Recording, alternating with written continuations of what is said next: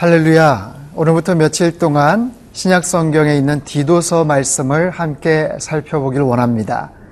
사도 바울이 기록했던 13편의 서신서 중에 목회 서신으로 알려져 있는 디도서. 사도 바울은 그 인생의 말년에 자신의 영적인 아들같이 여겼던 디도를 향해서 그의 평생의 목회의 여러 가지 중요한 교훈들을 하나의 유산처럼 남기게 됩니다. 어떻게 교회를 잘 세우고 또 리더십을 어떻게 하면 세우고 교회 안에서 어떻게 하면 정말 중요한 부분들을 잘 판단하고 또 결정하고 그렇게 운영해 나갈 수 있는지, 어쩌면 2000년 기독교 역사상 가장 위대한 선교사였고 목회자였던 사도 바울을 통해서 배울 수 있는 참으로 귀한 영적인 그런 교훈들을 함께 살펴보도록 하겠습니다.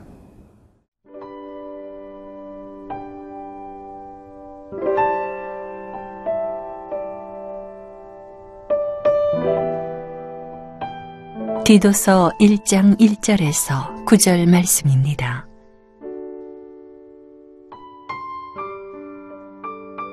하나님의 종이요 예수 그리스도의 사도인 나 바울이 사도된 것은 하나님이 택하신 자들의 믿음과 경건함에 속한 진리의 지식과 영생의 소망을 위함이라. 이 영생은 거짓이 없으신 하나님이 영원 전부터 약속하신 것인데 자기 때에 자기의 말씀을 전도로 나타내셨으니 이 전도는 우리 구주 하나님이 명하신 대로 내게 맡기신 것이라. 같은 믿음을 따라 나의 참 아들된 디도에게 편지하노니 하나님 아버지와 그리스도 예수 우리 구주로부터 은혜와 평강이 네게 있을지어다. 내가 너를 그레데에 남겨둔 이유는 남은 일을 정리하고 내가 명한 대로 각 성에 장로들을 세우게 하려 함이니 책망할 것이 없고 한 아내의 남편이며 방탕하다는 비난을 받거나 불순종하는 일이 없는 믿는 자녀를 둔 자라야 할지라.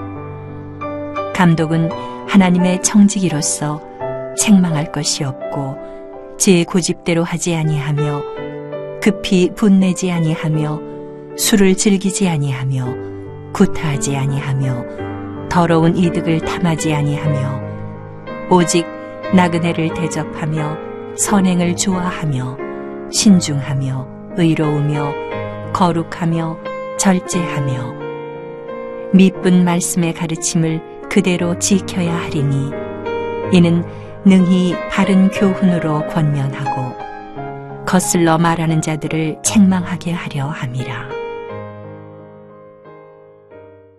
사도 바울은 그의 영적인 아들 디도에게 편지를 쓰면서 이렇게 시작을 합니다. 하나님의 종이요 예수 그리스도의 사도인 나 바울이 사도된 것은 하나님이 택하신 자들의 믿음과 경건함에 속한 진리의 지식과 영생의 소망을 위함이라. 이 말씀을 통해서 사도 바울이 분명하게 갖고 있었던 그의 정체의식과 또한 그의 사명의식을 우리가 엿볼 수가 있습니다. 바울 사도는 자신을 어떻게 소개를 하고 있나요? 하나님의 종이요 예수 그리스도의 사도다라고 말을 합니다. 종과 사도라고 그렇게 지칭을 합니다.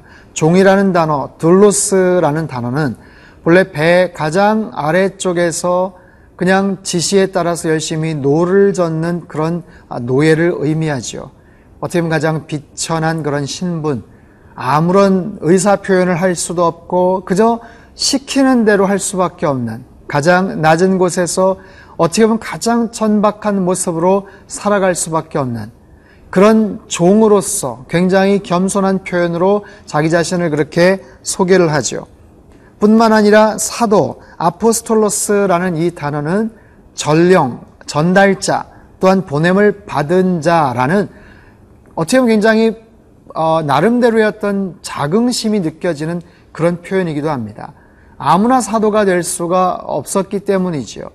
그런 어떤 프라이드를 가진 그런 존재로서 하나님의 종이자 예수 그리스도의 사도다라는 분명한 그런 정체성, 정체의식을 갖고서 자기가 무엇을 위해서 이렇게 매진하는가, 자기에게 맡겨진 그 사명, 그 소명은 어떤 것인지를 이어서 설명을 합니다. 특별히 2절 초반에 눈에 들어오는 표현이 있어요. 영생의 소망을 위함이라. 자기가 그렇게 애를 쓰고 수고하고 노력하고 지금까지 사역했던 궁극적인 목적은 영생의 소망 때문이다. 영생의 소망이라는 것, 즉 그 영생이라는 것은 어떻게 보면 복음의 가장 핵심적인 내용이죠. 뿐만 아니라 영원한 천국, 천국에서 누려야 될 그런 삶, 그것은 모든 크리스찬들, 그들이 앞으로 지향해야 될 삶의 목적지이기도 합니다. 그것을 위해서, 그 내용을 위해서 지금까지 종과 사도된 자기 자신이 한평생을 그렇게 필드에서 하나님 나라의 확장을 위해서 수고하고 애썼다라는 그런 의미입니다. 그런 내용을 자신의 영적 아들인 디도에게 편지를 한다라고 말을 해요. 디도는 어떤 사람이었습니까? 그는 이방 사람이에요. 헬라인이었죠. 바울에게 있어서 디모데와 마찬가지로 어떻게 보면 바울의 가장 측근, 오른팔, 왼팔 역할을 했던 가장 신뢰할 만한 그런 사람이었습니다. 원래 디도는 그 사도행전 15장에 보면 예루살렘 공의회에 가서 아주 중요한 결정을 할 때 사도 바울이 바나바와 함께 동행을 시켰던 사람이 바로 이 디도입니다. 할례 받지 않았던 이방인 사역자가 얼마나 훈련이 잘 됐고 얼마나 정말 신실하게 살아갈 수 있는지를 아주 중요한 그런 회의석상에서 그 디도를 많은 목회 지도자들에게, 선배 그런 사도들에게 소개를 하죠. 그 디도의 그 역할은 너무나도 중요한 거예요. 거기에서 만약에 어떤 흠이 보이거나 실수를 하거나 뭔가 부족하다라는 것들이 느껴지면 아주 중요한 부분에서 결정이 또한 틀어질 수도 있었던 그런 상황입니다. 그럼에도 불구하고 바울 사도가 신뢰했던 그런 디도. 나중에 고린도 교회 분열이 있고 어려움이 있었을 때 사도 바울이 썼던 그런 눈물의 편지들을 디도를 통해서 소개를 하고 전달을 하죠. 그렇게 함으로 인해서 고린도 교회 아주 복잡한 문제들을 해결할 수 있는 그런 중요한 역할을 했던 사람이 바로 디도입니다. 사랑하는 성도 여러분, 바울에게 있어서 이 디도는 정말 신실한 사람이고 믿을 만한 그런 존재였어요. 바울이 디도를 그레데 섬에 남겨둔 이유를 오늘 보면 5절에서 이렇게 얘기를 해요. 내가 너를 그레데에 남겨둔 이유는 남은 일을 정리하고 내가 명한 대로 각성의 장로들을 세우기 하려 함이니, 남은 일을 정리한다, 부족한 일을 정리한다는 그런 의미입니다. 저 부족한 부분을 누가 좀 해줬으면 좋겠는데, 저 남은 일들을 늘 나에게 숙제처럼 부담처럼 다가오는 저 일들을 누가 좀 깨끗하게 해결해 줬으면 좋겠는데, 그런 상황 가운데 믿고 보낼 수 있는 사람이 바로 디도였죠. 여러분, 우리가 누군가에게 그렇게 신뢰를 줄 수 있는 사람이 된다면 얼마나 좋겠습니까? 누군가의 그 답답하고 그 해결해 줬으면 싶은 그 문제를 풀어줄 수 있는 그런 사람, 그런 신뢰를 얻을 수 있는 그런 사람, 교회 안에서나 아니면 직장이나 사회에서도 언제나 우리 주변에 있는 사람들에게 그런 신뢰를 줄 수 있는 그런 믿음직스러운 사람, 바울에게 있어서 디도와 같은 그런 아름다운 영적인 그런 신실한 사람들 되실 수 있기를 바랍니다.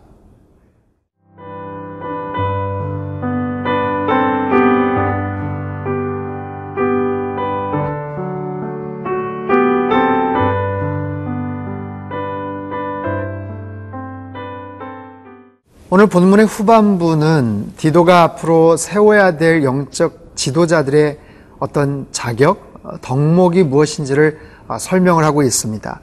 5절과 6절에서는 특별히 장로에 대한 부분들을 소개하고 또 7절, 8절 후반부에는 감독에 대해서 소개를 하는데요.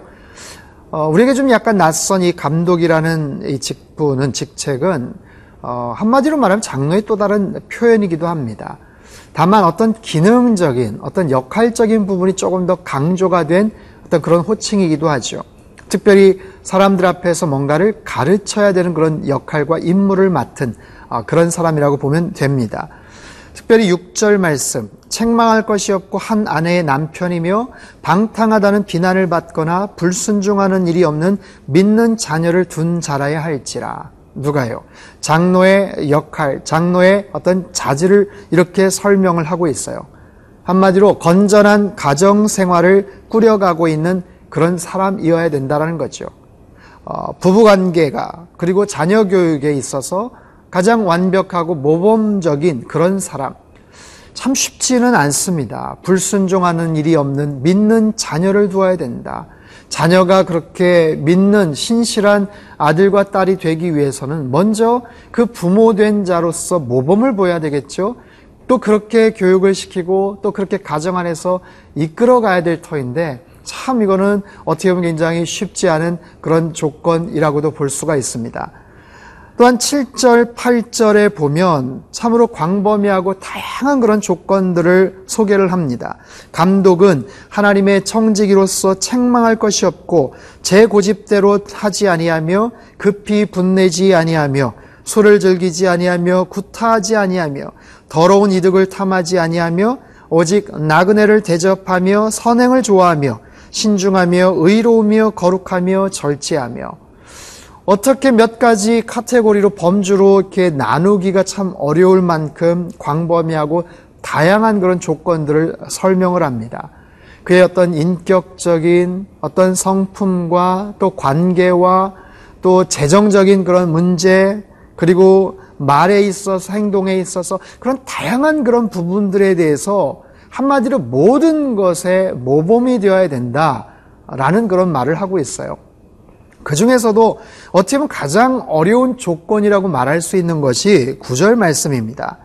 믿은 말씀의 가르침을 그대로 지켜야 하리니 이는 능히 바른 교훈으로 권면하고 거슬러 말하는 자들을 책망하게 하려 함이라.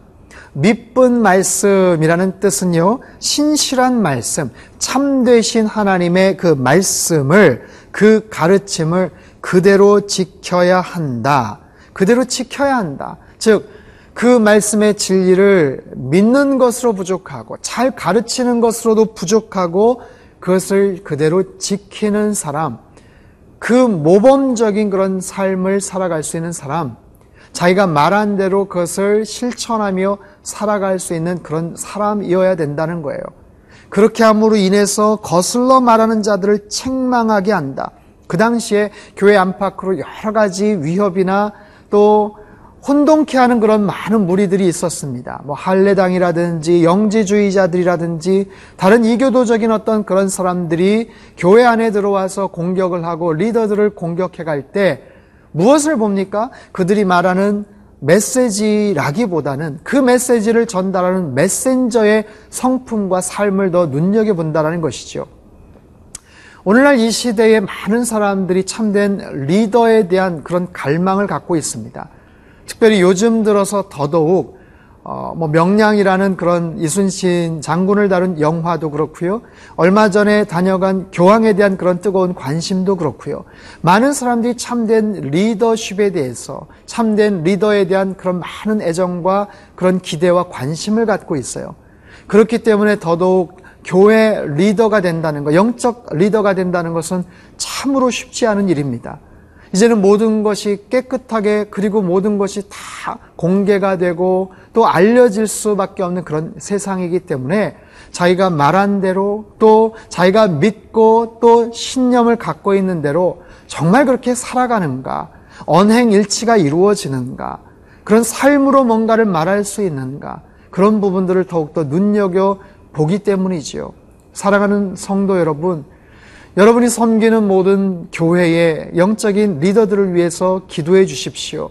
그들이 정말 말씀에 대한 분명한 확신을 갖고 잘 전달하고 가르칠 뿐만 아니라 가르친 대로 그렇게 살아갈 수 있는 그런 귀한 덕목을 지닌 영적 리더들이 될 수 있도록, 뿐만 아니라 이 말씀을 듣고 나누는, 혹시 여러분 가운데 영적 리더의 역할을 하시는 분들도 정말 이 디도서의 주옥 같은 사도 바울의 권면의 말씀을 듣고 이것이 또한 우리를 향하신 주님의 안타까워하시는 그런 귀한 권면과 교훈임을 깨닫고 더욱더 영적인 리더로서 거기에 걸맞는 아름답고 신실한 그런 삶을 살아갈 수 있기를 주님의 이름으로 축원합니다.